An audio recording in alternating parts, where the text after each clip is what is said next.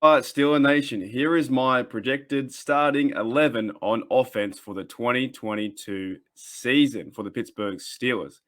Now, there are some names in there that if you look at this visual, you might think, why would you have that player over another player? Or also, why would you include a certain player? So I'll get to that. But let's start with the offensive line, right? Of course, I think this may be probably the easiest place to start on offense is we have Dan Moore Jr., left tackle. So he'll go into his second year. I think he could have a pretty big year this year. And he works quite well alongside his counterpart, Kevin Dotson. Now, with these two fellas together, they are like the brunt of this league, the brunt of this line in the league.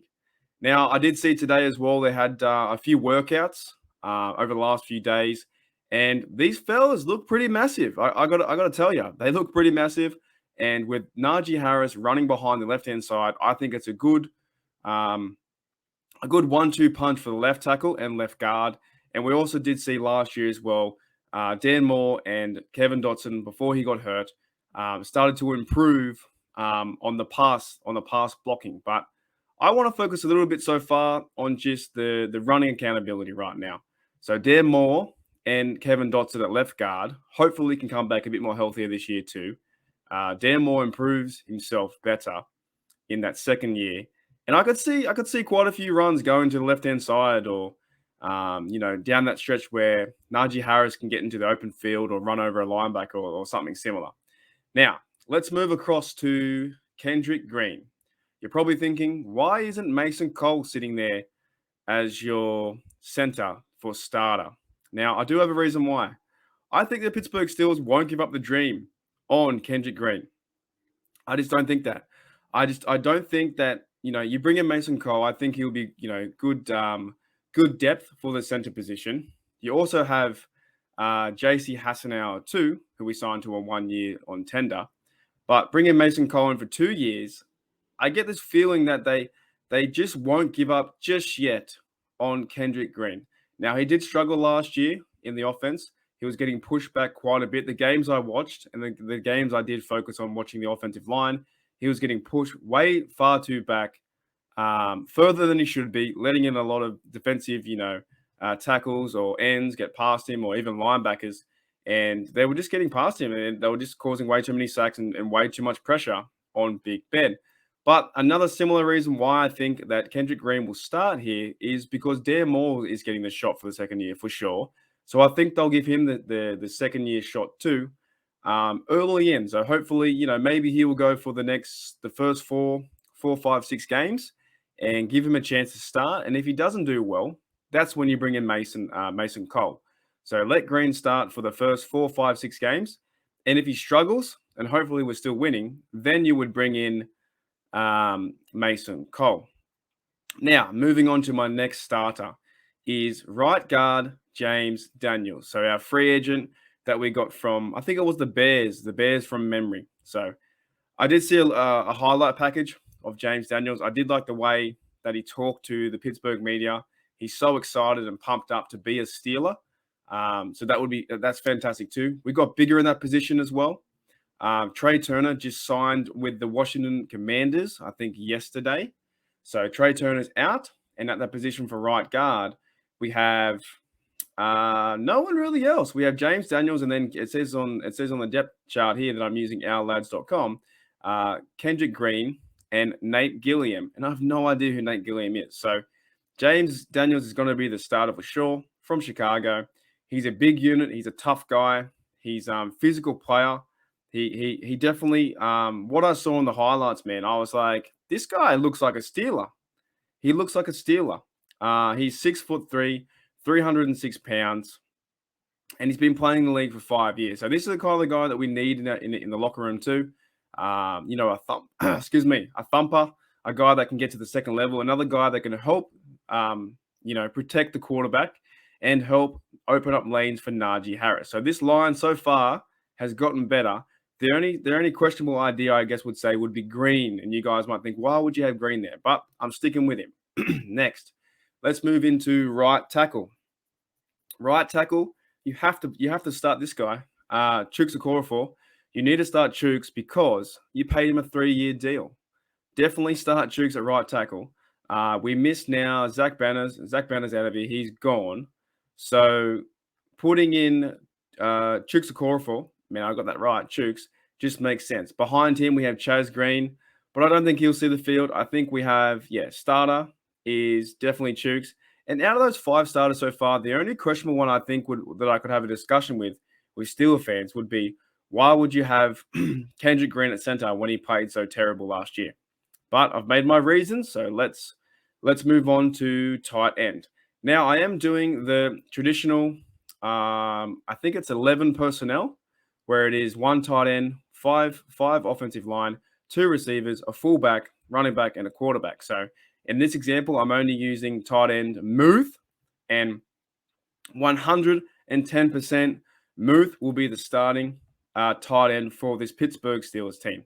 Now, behind Muth, we definitely have Zach Gentry, who's like 6'8", did some good things last year. Kevin Radar, too, who I liked as well during special teams. Kind of a brute player, too, kind of a nasty blocker. And I think if the guys aren't playing in a personnel of 11 people, if they are playing in that 3 tight end, maybe only 1 receiver role, I could see them using all 3 tight ends to bring in to be like extra linemen and help out Naji run the football. So I could see that Pat Frymouth, Zach Gentry, and Kevin Radar, all 3 of those blokes could be on the field at some stage during the Matt Canada offense, right? It doesn't happen often, but it can happen. And if it doesn't happen, right, you could also bring in Zach Gentry and Pat Frymouth, who both can be pass catchers and both big fellas to block up front. And this offensive line needs that because we struggled last year in the run. We struggled running the ball and we struggled defending the run, right? Now, also, you do have recently added rookie Connor Haywood. I don't think he'll do too much, to be honest. I don't think he'll do too much as tight end, and he definitely won't be a starter for the 11 personnel. And Jace Sternberger, who came from San Fran, I don't think he'll do too much either. Now, let's move into, let's move into the receivers. Now, this is the debate also that Pittsburgh Steelers fans have had for a long time. Who is the Pittsburgh Steelers' number 1 receiver? And I've had this discussion with fellow content creators like Matty Peverill and other blokes on the internet from around the Steelers universe. And I don't know if the Steelers need a true number 1 receiver. But, however, in this example, I would say that Deontay Johnson would be the true number 1 receiver, and then Claypool would go into the other role, right, into the Z role, to the Z role, so X and Z, while Frymouth would be the Y, right? So you have 3 receivers, and the rest of the blokes are the fullback and the running back. So you have these 2 blokes. You have Deontay Johnson and Chase Claypool, receivers. I think these guys are a 1-2 punch. We all know what Deontay Johnson can do on the field. He's so elusive. His route running abilities are crazy. When he does catch the football, he can run away from people, and he's got, I love the way that he runs routes and gets separation off his man.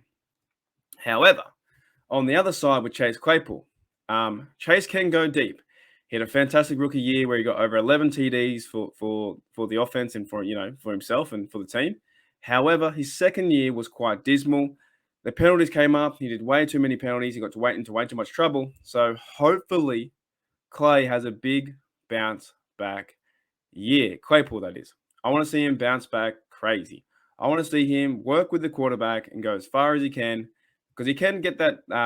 He does those, long Hail Mary drives or the Hail Mary catches where he runs up the field, goes about 40 yards, and he's a big body receiver. Like he's like 6'1" or 6'2". However, the one disadvantage I think that Claypool has, and that I think he needs to get better at, he needs better body position in the air. A few times that I've seen Chase Claypool go for the football, it feels like and looks like, yes, he's so skillful, but he never seems to land on his feet.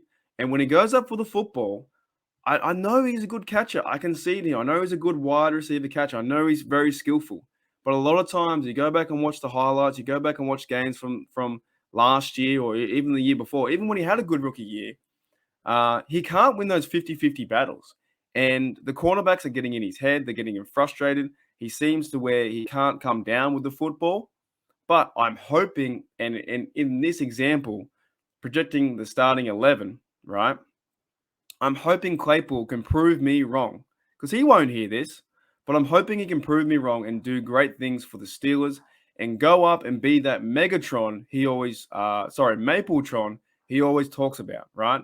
If you nickname yourself Mapletron after the great Megatron, Calvin Johnson, right? Similar fashion, you have to go up and do something from that viewpoint. I think you had a really bad year, and this is the year I think 50% of us are saying, come on, man, trade Claypool away or he's not the best.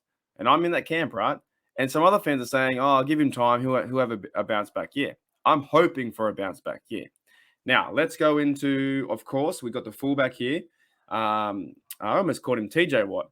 We have Derek Watt there. Now, we haven't used the fullback in a long, long time. Even if I went into, if I go into, I think his stats, I think he ran the ball twice last year. I don't think he ran the ball that much. Watt did not have many carries last year. I think he ran the ball once in the playoffs. He just was not used under the Canada system. But I think also with that being said, I think that may have something to do with Big Ben also. So hopefully we can get Watt involved and Naji involved together. Now, you don't want to see Watt carry the ball that much, but I do want to see him on the field. I do want to see Watt on the field as fullback to create running lanes as he works behind Moore or Dotson or Chooks and Daniels and Muth. If they can work behind the offensive line and get Naji to the second level, past the linebacker, give Naji a lane where he can run past the linebacker, through the offensive line clean, snap through that, and then be one-on-one with the safety, I'm taking Naji all day. Now, second to last is Najee Harris, running back. He is 100% your starter. He is 100% your starter for the next, let's say, 5 to 7, maybe 8 years. He is a fantastic human, fantastic player. I can't wait to see what he can do in his second year, right?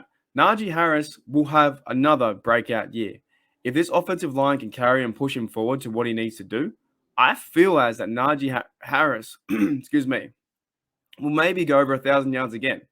He will go over 1,000 yards, and I can actually see him getting, if in my head what I see the Pittsburgh Steelers doing, which is run, play action, pass, I can see Najee Harris getting about over 10 TDs, maybe even pushing 15.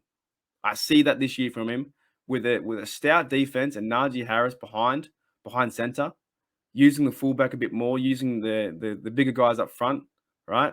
Having some better play action passing, having a mobile quarterback, I think Naji will definitely, have a big year and hopefully over 10 TDs or more, including some passing ones too. Now, lastly, guys, I know it's been a long video. However, we need to talk about the quarterback. Who will be quarterback number one, QB1, as the Pittsburgh Steelers start the 2022 season? I have chosen Trubisky for a few reasons, right?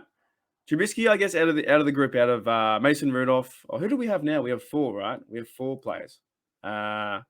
We have Kenny Pickett, Mason Rudolph, and Chris Oladukin, right? We have 4 QBs. Right now, I see Trubisky starting at number 1. I actually see, I think I do see Kenny Pickett backing up, right? But that depends what they do with Mason.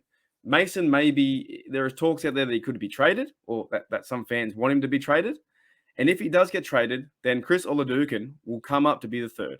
However, if he doesn't, I could see Kenny Pickett even, sitting back another year, right? Hopefully, if we are winning, sit Kenny for a year or play him in gradually, and Mason might be second QB, might be backup. But however, Mason, he may not want to be backup. But for what I think the Steelers might do, and what I kind of hope they do also, I kind of hope they start with Mitchell Trubisky. They went out and gave him a 2-year deal. You start with Trubisky, and what you do is you hope for the best that Trubisky can play well enough with his offensive line. He can stretch the field. He can start to work with Johnson, Claypool, also Pickens as well, and newly founded rookie Calvin Austin III. Start to work with those blokes, those receivers, even Anthony Miller, his former Bear receiver, right? You have 6 receivers already that I can see, along with Miles Boykin, to help out your offense. But what I would hope is that by going with Trubisky, you were saying we don't want to pass it more than 30 times a game. We want to pass it, or completion wise, to get up around 25, maybe 20 times a game. Because that's how you win with this Steelers team. You need to run the football, run it with Naji, and defense. Defense, defense, defense. Defense wins championships. And I think with this set and this projected starting 11, with our 5 offensive line, Muth being a brute tight end to nail some of the linebackers in place, Johnson to also be quote unquote number one, or Claypool fighting for number one in different scenarios, right? And when we are using Watt at fullback, just run the football. Run the football, and everything else will open up. If you run the football, excuse me, and if you get second and 5, then you have an option to start to pass it and start to go into the shotgun sets where you can do draws and work in Calvin Austin and work in Pickens as well. So if you're starting here, the projected starting 11, this to me is what I think will happen. Now, will it happen? I don't know. I'm not the Steelers GM to be announced, and I'm not Coach Mike Tomlin. So, guys, if you made it through this whole video, it's been a long one. It's been a crazy one. I didn't even show my face this time, right? If you made it through the whole video, let me know what you think of my projected starting 11. Do you agree with Green? Do you agree with Johnson? Do you agree with QB, Trubisky?